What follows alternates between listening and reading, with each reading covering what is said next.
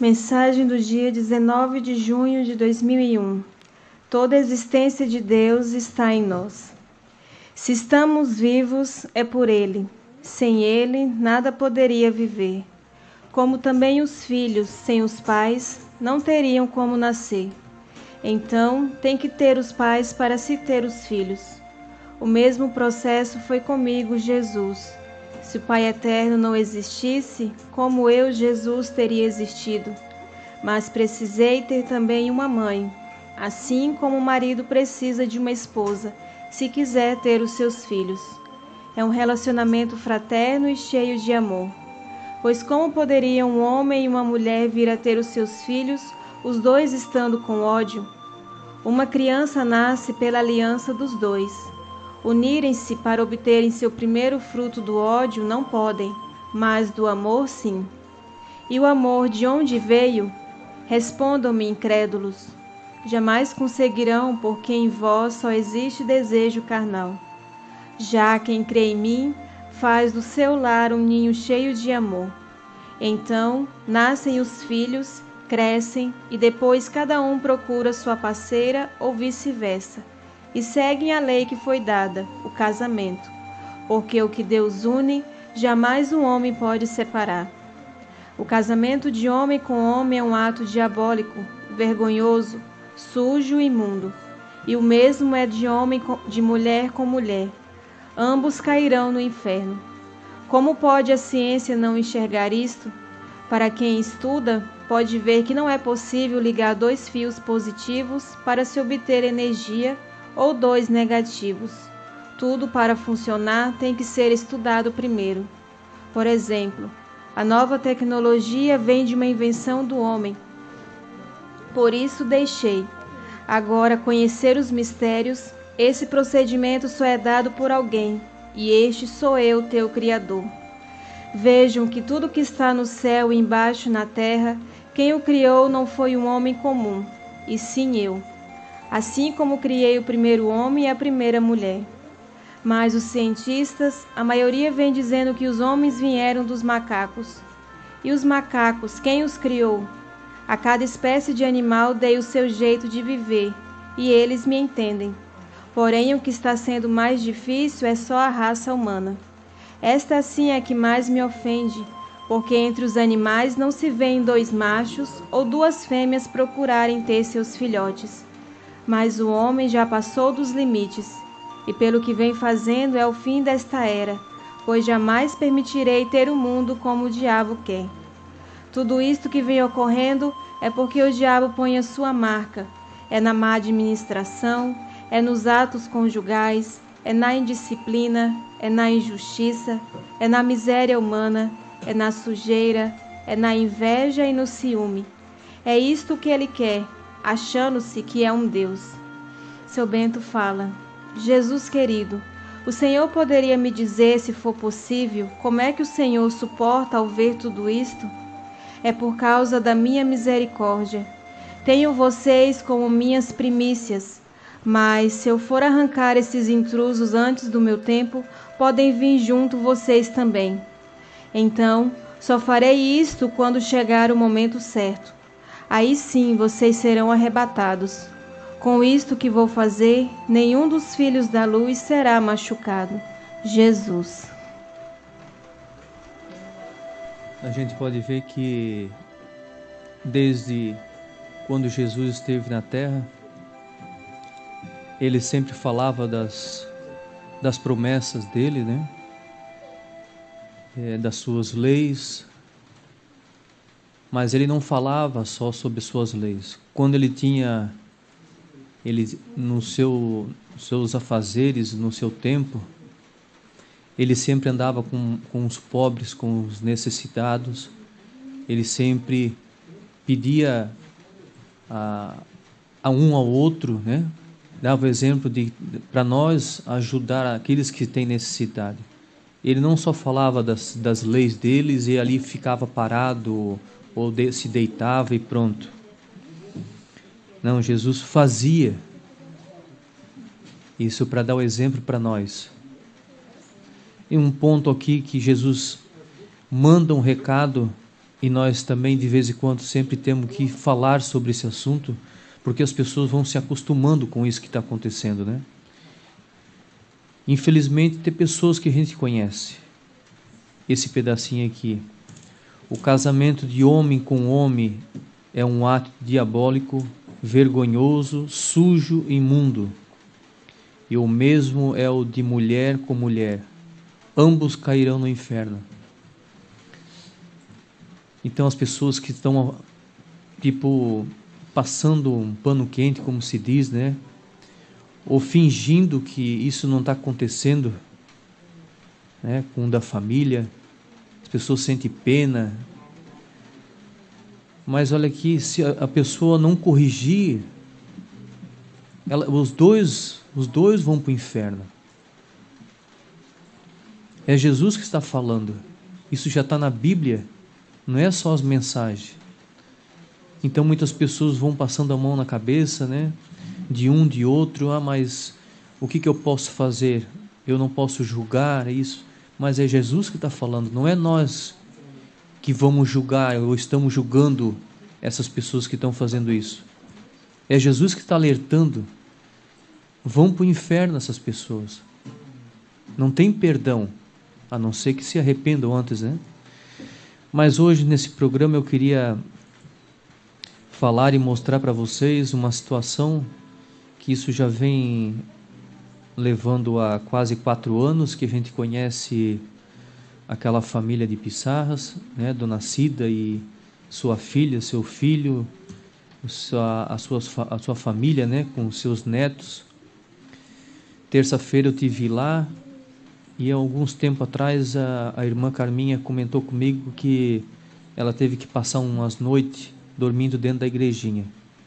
E eu fui lá dar mais uma olhada terça-feira e vi a situação, né? Como é que está a casinha dela por baixo, né? Então é uma piedade, como a gente se diz, né? A gente sendo ser humano, a gente visitando e conhecendo a pessoa como é que ela é, de sempre ajudar também quando as pessoas precisam, ela está ali pronta para dar uma palavra de conforto, para acolher na igreja, para ensinar também o que ela aprendeu, que nós devemos, né, que ela não tinha nada daquilo que ela tinha na casa, um quadro, uma imagem, ela não tinha nada, então ela acolheu isso tudo, ela aceitou, né? Hoje ela está rezando o terço com a sua família, ensinando. A gente vai lá, quando eu vou com a irmã Carminha, sempre estão andando bem vestido. Então eu pensei, então nós temos que fazer algo por ela, né? Porque ela já está demonstrando há muitos anos já que ela está mudando de vida, que ela quer servir a Deus, como está servindo, né? Já quase 4 anos. Então, como Jesus fala, cuida do que é meu, que eu cuido do que é teu. Eu fiquei pensando, assim como aconteceu com nós há muitos anos, o pai sempre se dedicando para as coisas de Deus, e Deus foi tocando nas pessoas para ajudar, né? O pai chegou a ganhar uma casinha, né, de outra pessoa, né, que por ele não tinha condições na época. Então isso tudo passa na cabeça da gente. Hoje eu tenho a minha casa, eu tenho tudo que eu preciso. Para que eu pensar em fazer ou adquirir outra coisa para mim? Se Deus fala, o que nós temos já é o suficiente para nós. Então, se nós pudermos, né? Isso eu digo assim, não é para todos. Isso é para quem sente no coração de, quando vê uma situação dessa, em ajudar, né? Não importa a quantia que vem, né? É uma coisa simples também, que eu pretendo fazer com a irmã Carminha. Nessa terça-feira agora eu estive lá, até eu bati umas fotos para vocês verem a situação dela. A Del, a Di, não sei o que está cuidando ali, para botar as fotos para vocês terem a noção aonde ela mora. Pode ir botando as fotos ali para as pessoas verem da situação que ela está ali, da irmã Carminha. Ela faz, a gente leva lá alguma coisa para ela comer, a gente come sentado em cima da cama dela, onde ela dorme, né? Então ali por trás da casa dela, toda a água da sujeira, do banheiro, da pia, fica embaixo da casa. Porque onde eu fiz a igrejinha foi aterrado, Nos fundos, o vizinho do lado de lá agora, montar um tijolinho ali, a casa de tijolinho, é um banheiro, o vizinho também aterrou, então a água toda que vem de um lado e de outro fica embaixo da casa dela. Até esses dias daí cedeu o chão da casa dela, o filho dela entrou lá para baixo, disse que se molhou todo, ó. Aí vocês vê a água que está, imagina com essa chuva, né? Eu fico pensando. Então essa água tudo ali, ela é água escura, é água do banheiro, é água de tudo ali, né? Então ela dorme bem ali onde está essa água. Em cima é o chãozinho de madeira com as frestas, tudo aberto.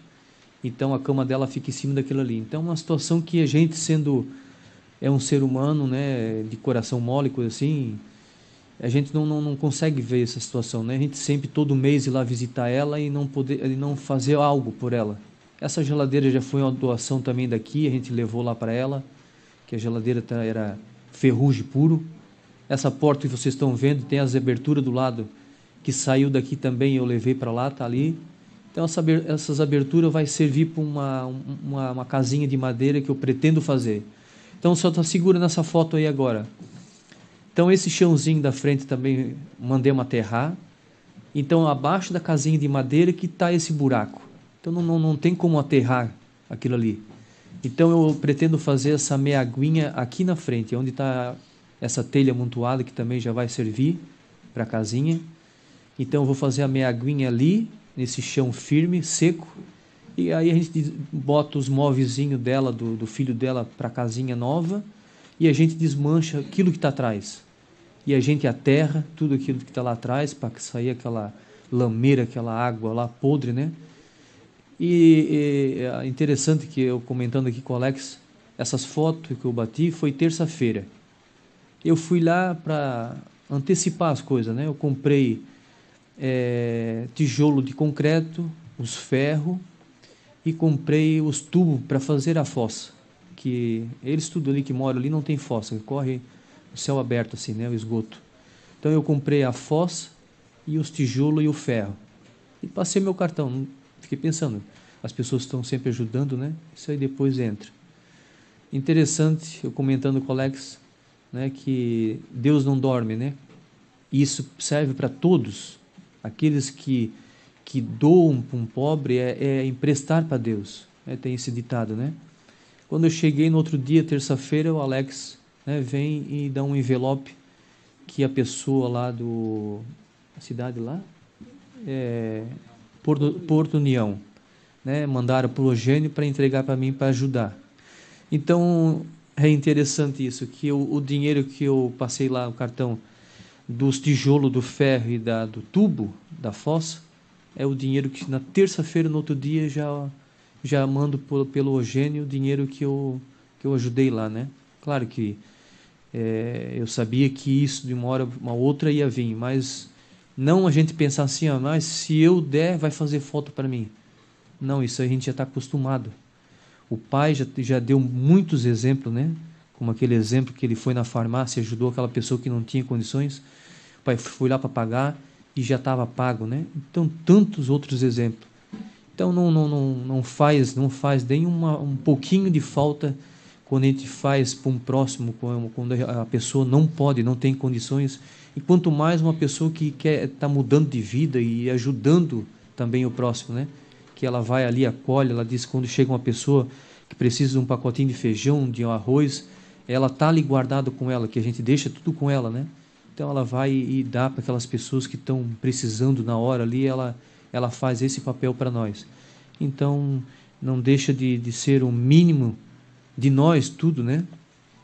Para mim seria muito o que eu posso fazer, o que eu fiz com a igrejinha, dar mão de obra, né? Eu com o Edmar, mais alguém, né? Sempre vai lá e ajuda a construir. Então, como vocês ajudando com um pouquinho, para a gente poder fazer essa casinha para ela sair daquela sujeira ali que ela está, vai ser bem-vindo. E como eu disse, não é para qualquer um, dando para um pobre é emprestar para Deus, né? Sempre Deus está olhando para esse lado. Então, o que a gente sempre comenta, tudo o que a gente precisa, Deus já deu para nós. Então não precisamos pensar para o futuro, né? Não, mas eu tenho que guardar o dinheiro para mim ter ainda aquilo que eu gosto, ou uma coisa supérflua, né, que não tem muita necessidade. Então, o que nós devemos fazer daqui para frente é fazer as nossas orações, fazer o que Deus está pedindo e ajudar o próximo quando a gente tem, né, capacidade de fazer isso. É o melhor que a gente pode fazer. É isso o recado que eu devia passar. Obrigado.